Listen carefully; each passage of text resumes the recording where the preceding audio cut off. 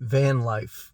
It's still considered a great alternative to renting an apartment or even owning a home.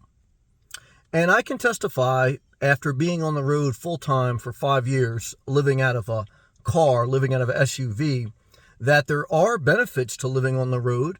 There are benefits to living out of a vehicle, especially if you have a certain amount of health, youth, and knowledge and money. You always need money. But let's talk about not just living in a regular vehicle. Let's talk about living in a Class B motorhome, which is basically a van that is built out to be a motorhome. Most Class Bs, they are built on a Dodge ProMaster chassis in today's times. So they start from 18 feet long, which is the size of a regular cargo van, which I did drive a cargo van in my earlier life. And they go all the way up to 23, 25 feet long, depending on the Class B motorhome. After that, usually they're Class C motorhomes. But in this video, we're going to talk about van life, and specifically the Class B motorhome van life, and 3 reasons not to buy a Class B. Now, I want to be fair. There's reasons to buy a Class B. Just like everything has a pro and a con. But in this video, we'll make a separate video. In this video, I always want you to start with caution, because the number one reason why you would not want to buy a Class B RV is cost.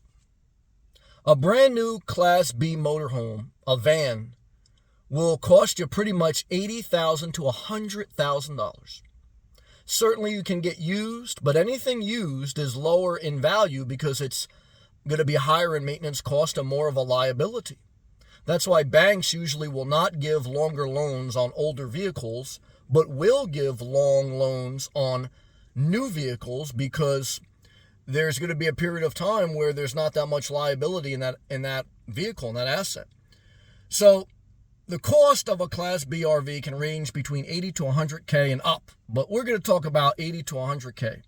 And you can finance them for up to 20 years if you have good credit, and usually have to put minimum 5 to 20% down.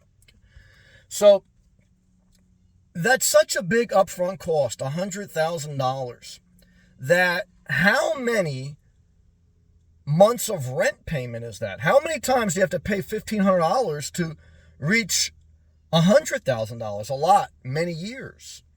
So, you have to think about not just the monthly payment, which I know most people do, and there was a certain season of my life, all I thought about was, can I afford the monthly payment? That's when I was not managing my money right. So the cost of the RV, is big. And what I want you to remember is, if you ever have a dream of owning a home again, once you buy a Class B motorhome, that dream takes a big hit. Now, if you don't ever want to own a home again, and you just want to own a vehicle and park in a gym parking lot, park in a truck stop, park in a campground, which is going to cost you rent.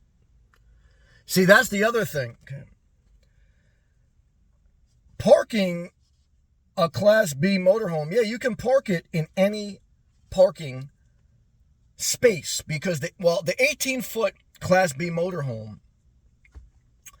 it can fit in a regular parking space, right? But remember, you just put $100,000 in a Planet Fitness parking lot.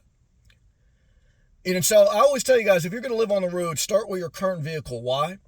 The upfront cost takes you further away from ever being a homeowner. And at the end of the day, you're still parking in a parking lot. You're still in a gym parking lot. You're still in a truck stop. You're still in a public park. You haven't really changed your environment. All you did was change the cost associated with parking in that environment. You got a little bit more comfort, but you paid for it. And you got to think about long term. At least give us some thought. Because one of the reasons not to is because you spent $100,000 and you're still parked next to a 15-year-old Oldsmobile who is homeless and stealth parking in Planet Fitness just like you. Now you're the richest homeless person in America. I was once that. But I started in the current car I had. And that's why I'm able to own property again. Now, again, I'm talking for the average person. For the elitist, you can eat the cost. Most people can't, especially if they think they're going to save on rent after buying a $100K RV. That's like, 7 years worth of rent. Okay, come on, guys.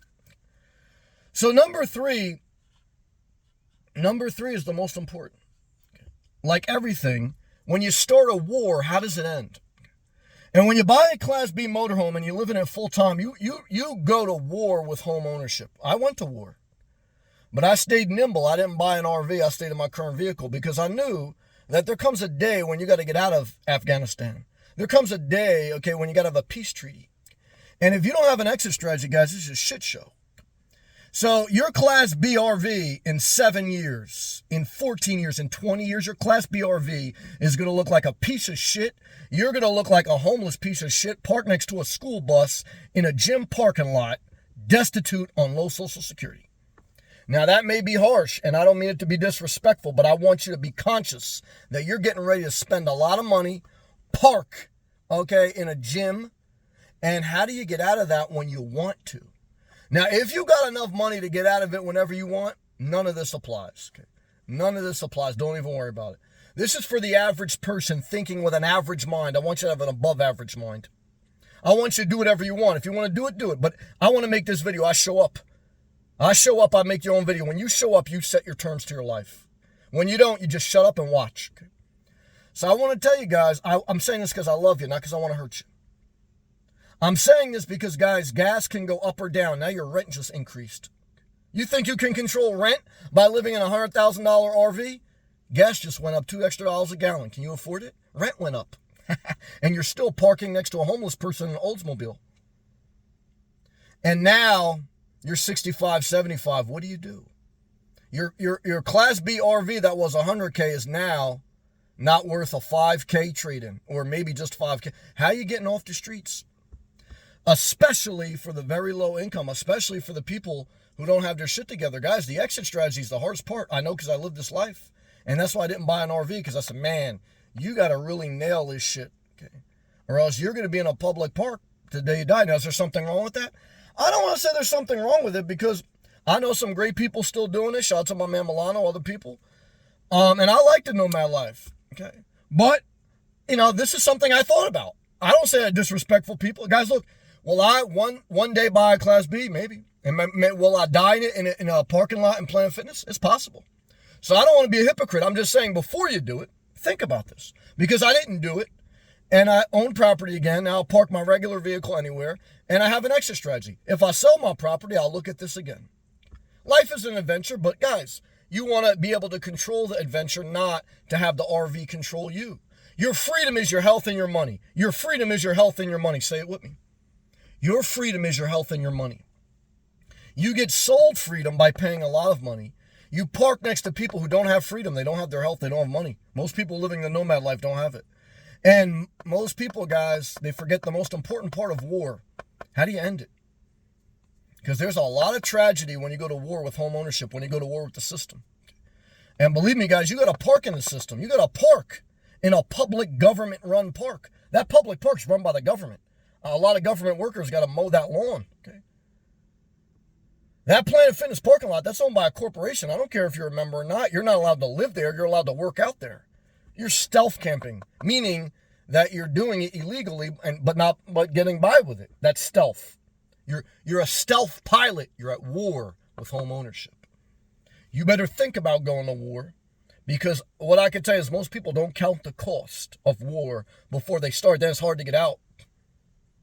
And I want to tell you guys, because I love you, not because I want to hurt you or disrespect you. Just think about it. Do whatever you want.